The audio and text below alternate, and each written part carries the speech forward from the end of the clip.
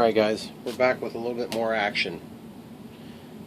Basically we're working on trying to get this rudder, or excuse me, the elevator servo, which is located at the top of the horizontal or the vertical stabilizer there, to be able to manipulate the elevator. And we found out that we had a problem with this linkage style because as it goes back it's needing to bend, and there's no way to bend because it doesn't have a ball joint. So we're going to try using one of these that I made from scratch, and I have a strong suspicion that it's going to work fine. One complication is we have to be able to figure out a way to get it in from the top, and I don't want to have to take everything apart to do that. So that being said, we also need to get this mounted, so we need an approximate location of where the holes need to be drilled. So that's going to be our next step.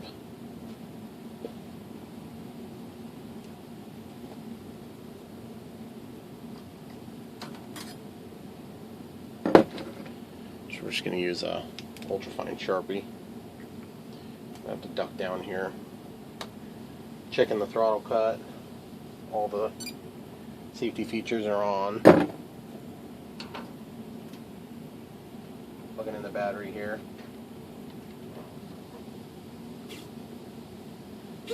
Okay.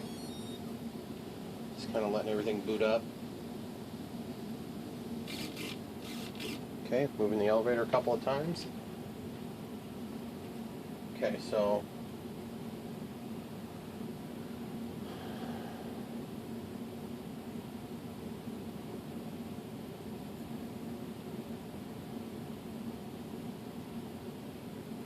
I might just try to bend this a little bit, see if I can get away with it. I really don't want to have to take this apart to do this, but I may have to.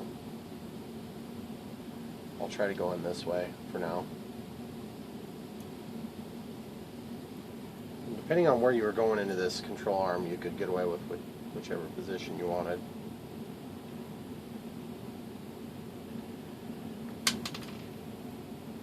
It just keeps falling off. It's really annoying.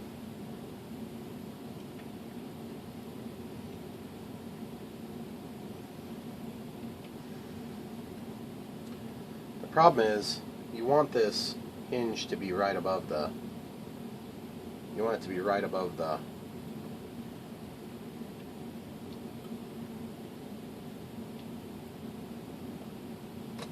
center of your hinge point. So the other thing too is the way that I've got my, so just imagining, okay, that's getting a little old.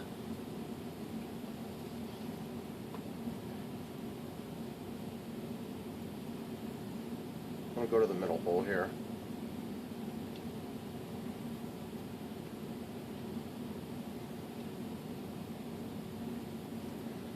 So imagine that lined up straight with enough room and clearance so that we don't hit any portion of the plane itself. That means those holes need to be right there. I'm just double checking everything.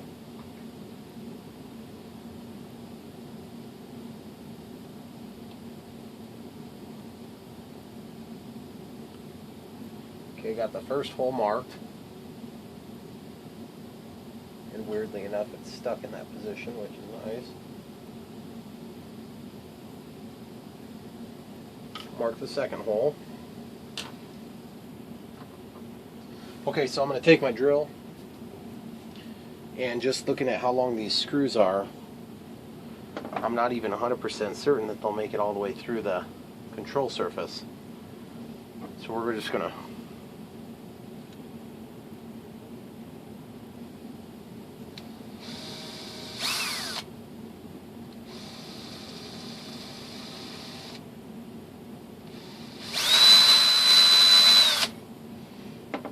drill real shallow and see how much we get into it.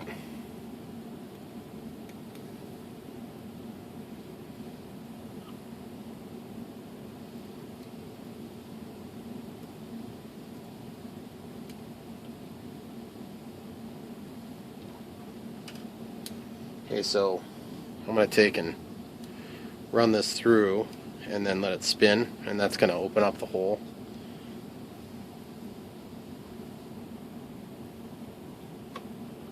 Okay, it looks like it's probably going to make it through, but we'll find out on this first screw. Looks like it's just barely going to make it out, which is a little bit frustrating because it's not quite enough to get into the backing, but it's enough to make a dent on the top.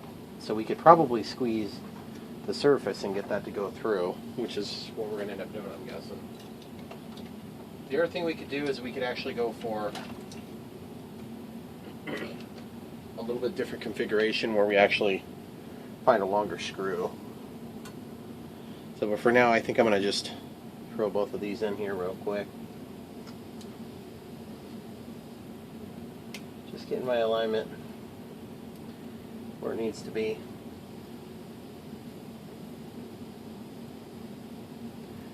You guys might be wondering why I switched to this camera angle, and that is because my battery's getting pretty low on the camera, so gotta have you plugged in now.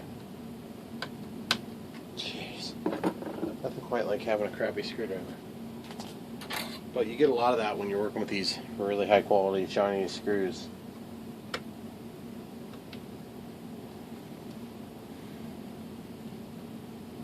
Okay, hasn't protruded all the way out yet.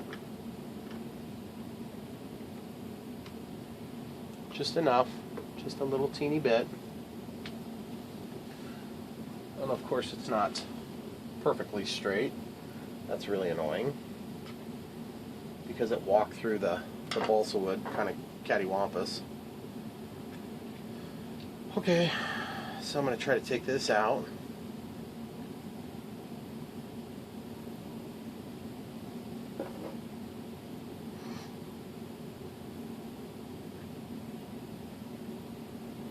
Okay, I'm just bend this a little bit.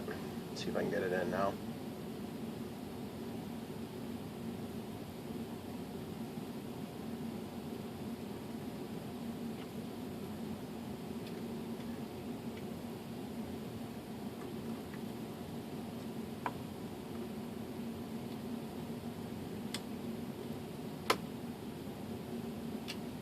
You get a different type of plier.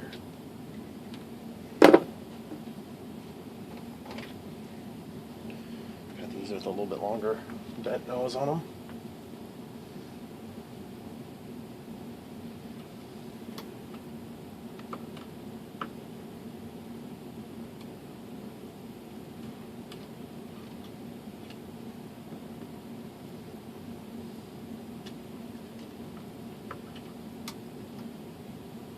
I'm just going to twist this a little bit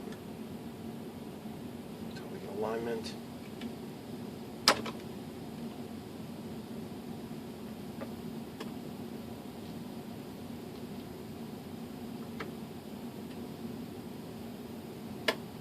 Okay, so we got that through.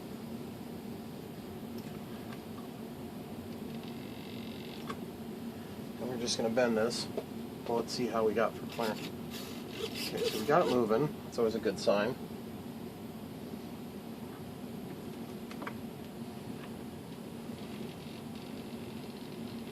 Okay, so we'll just bend that back to where we expected it to be. And that's just our coarse trim.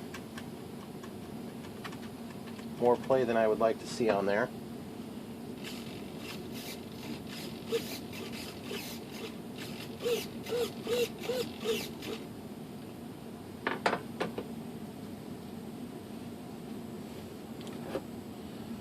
Okay. Now I just need to bend some of this stuff a little bit to kind of pull things into the correct position.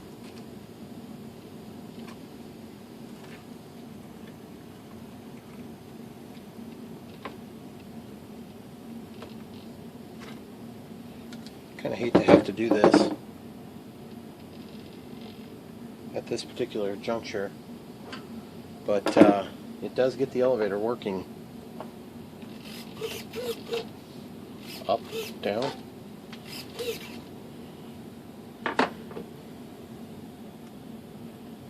Not crazy about the amount of play, but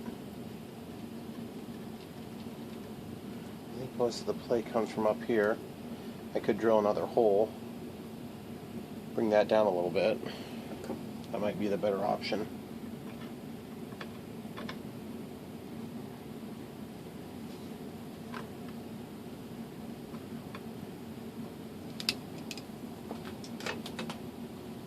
Been wearing those safety glasses because I was cutting that wire.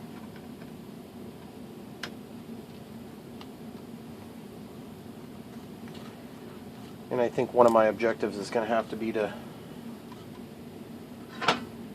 find a longer screw,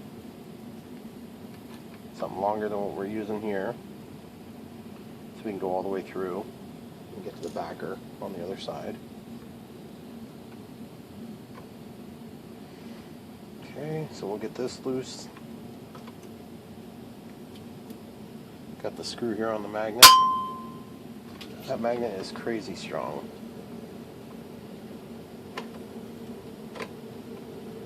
So I'm pretty confident we can have the amount of play by poking a smaller hole, which is also going to get it a little bit closer to where our action needs to be. I'm just going to double check that this is the same size.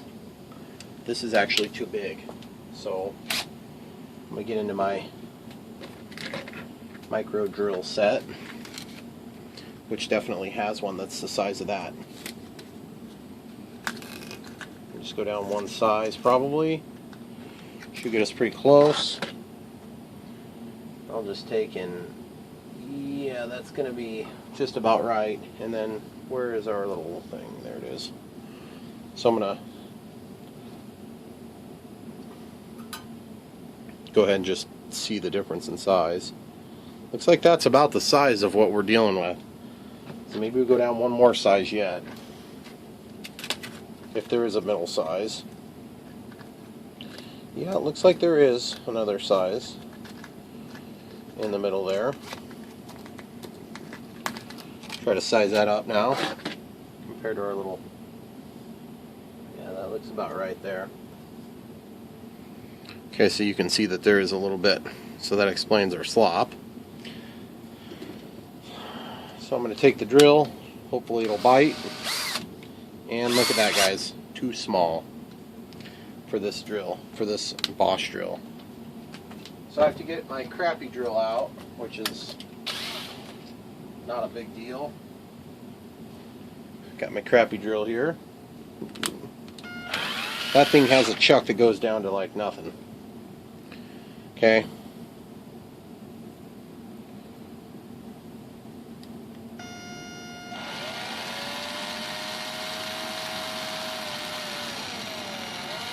There we go. Woo! I was hoping I could let go of the pressure before it bit my skin, and I think I might have just nicked myself a little bit. I think I might live. Yeah, I just scraped it a little bit. I'll be good. Okay, so now I should be able to just slide this through. Yep, and it fits. And boy, there's like no play on that now, which is awesome. Okay, so now I just need to get this reattached to the bottom of the elevator. And while I've got this off, while I've kind of got it loose, I can see how much I need to adjust this, because really I still need to adjust this a little bit. It's a lot easier to do with it disconnected. So I'm going to, oh jeez, of course it would squish together like that, which is too much. Okay. That's a little too much still. So the easiest way to unbend these is to grab a flat bladed screwdriver, like so, and get in there and just pivot the screwdriver.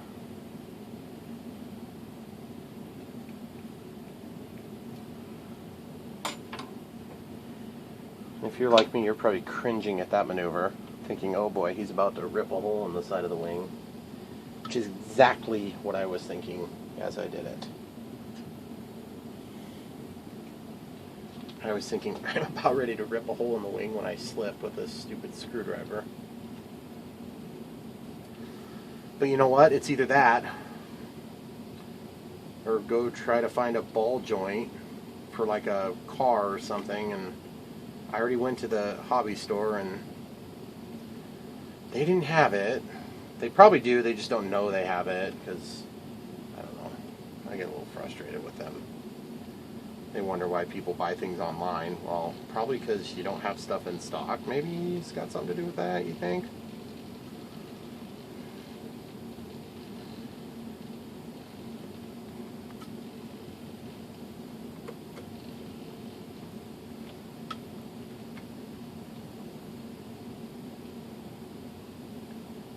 Okay. So I'm going to get this lined up.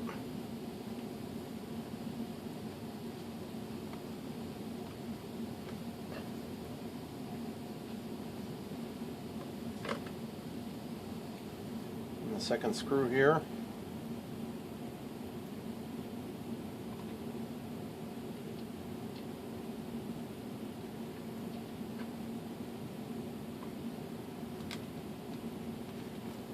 Okay, here we go, guys. It's going in. Of course, I'm catching my tape now, which I could fold over a little bit better.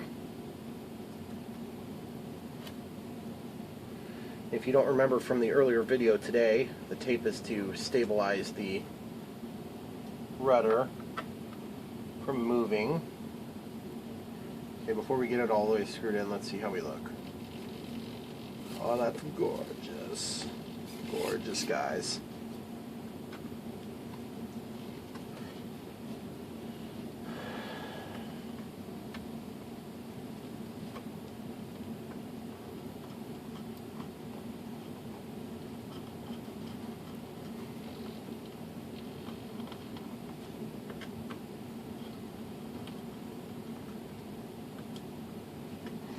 Okay, so on my list of things to do will be to extend that set of screws somehow. But as you can see, the action looks pretty good now. Okay, just to show you the play, I would say that there is no play now.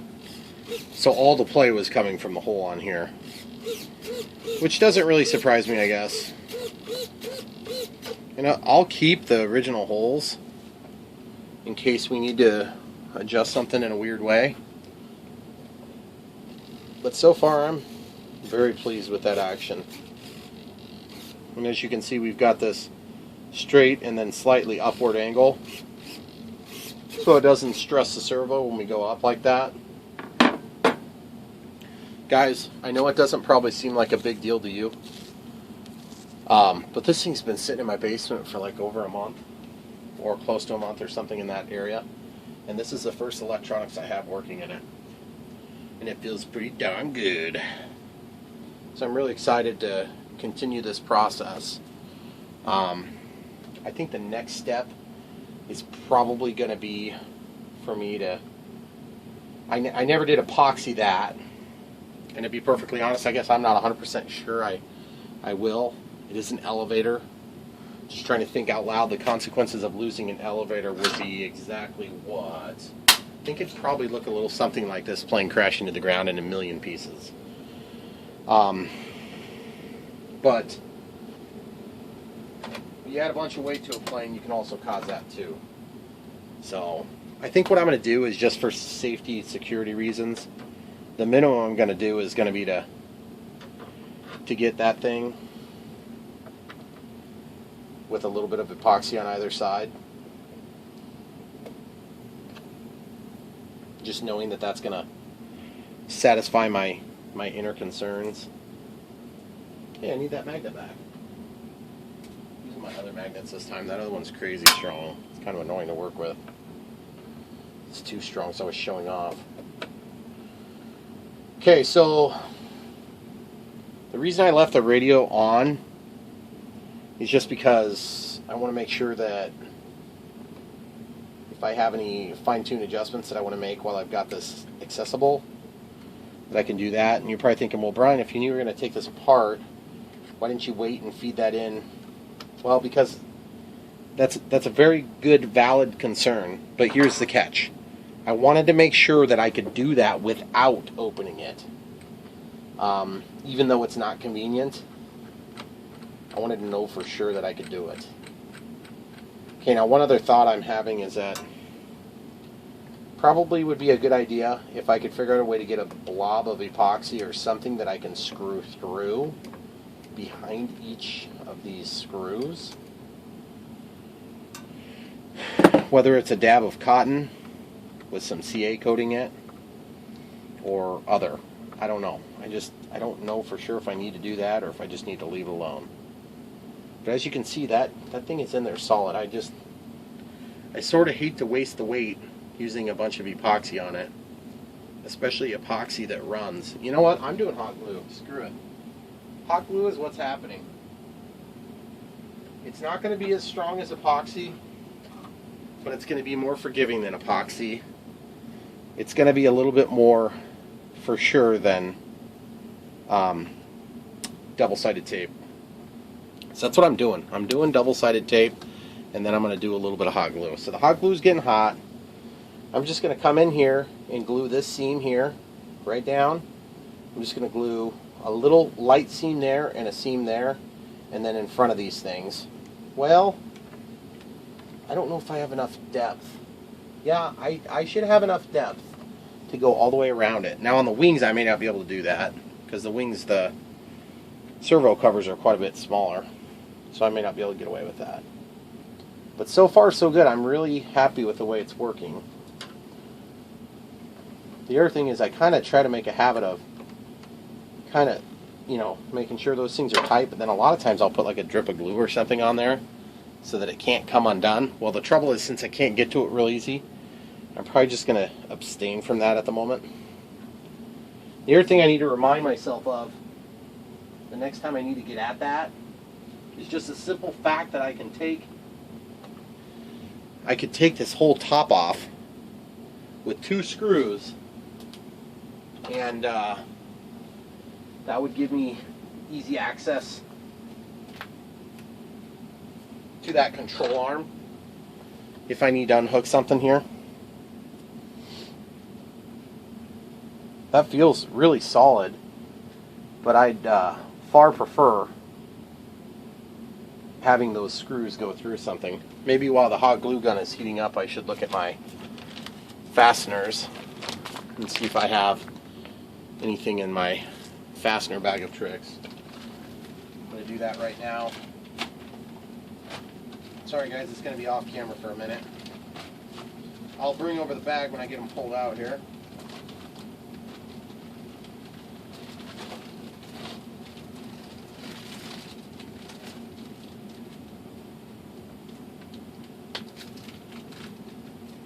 These screws seem like they might be a bit longer, but they have a real big pan head. And I'm not sure I like the pan head that's a lot bigger like that. These ones for sure have a bigger pan head. I think we might be with the best option we've got.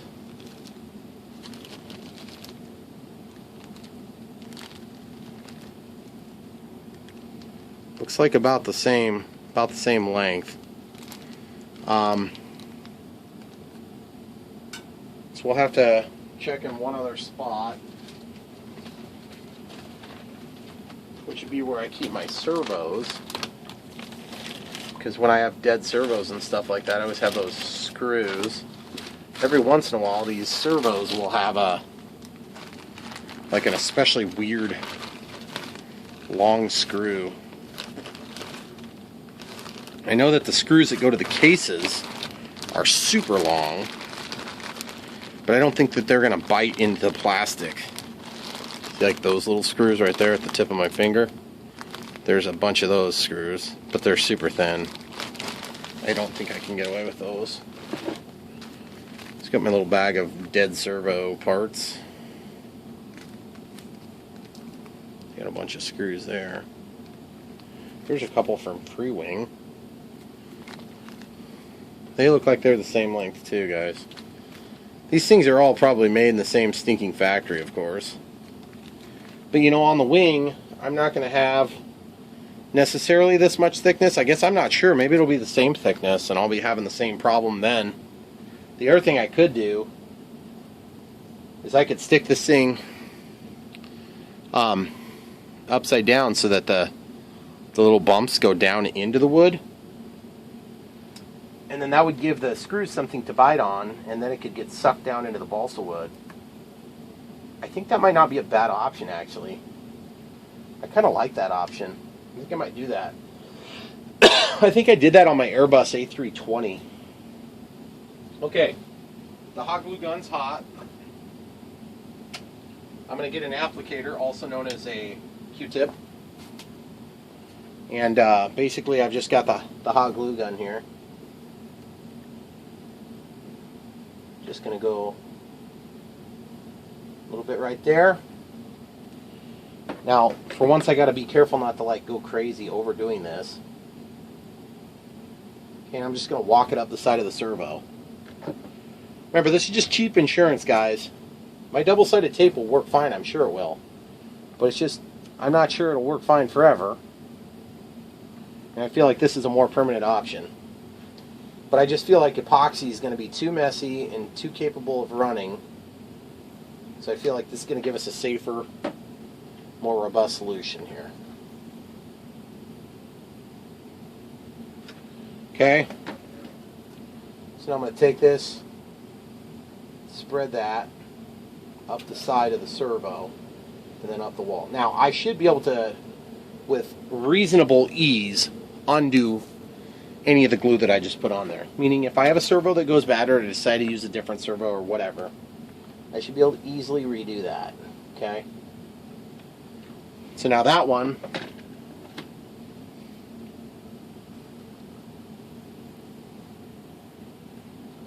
just lick the tip and spread it. Okay?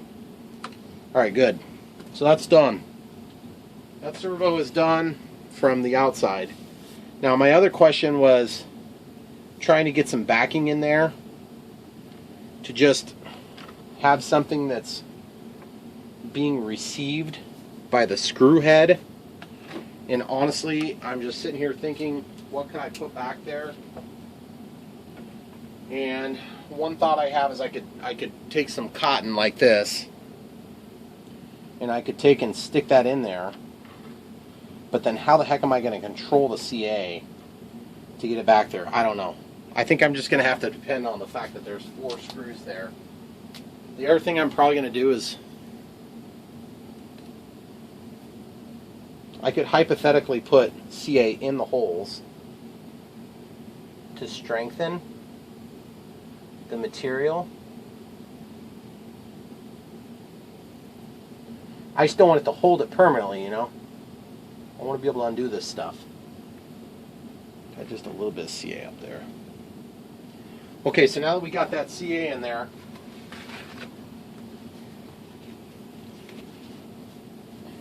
it makes me think if I were to stick a piece of backing and then maybe I'll just try this once before we move on to the next thing. If I took a Q-tip and I folded the Q-tip up under there, well shoot, I could just take the Q-tip, loosen the tip like this. Dang it, it came off. I was thinking I could just loosen the tip and not rip it completely off. And then I could get a little bit of CA in there like this. This is going to want to set up really quick, guys. If I could just get that to set quick. But I'm just not 100% sure I can get enough pressure to hold that up there, because the angle of the thing, yeah, I don't think that's, I think it's a waste of time. I'm bailing on that plan. It's a no good plan. No good two-timing plan. So my next step is to put it back together. And that's what we're going to do. Guys, we're pretty much out of time coming up again. It's crazy how much time flies when you're having fun. And when I say time flies, the pun is most definitely intended, because we're working on a plane here. Okay, so just going to get this thing back in here.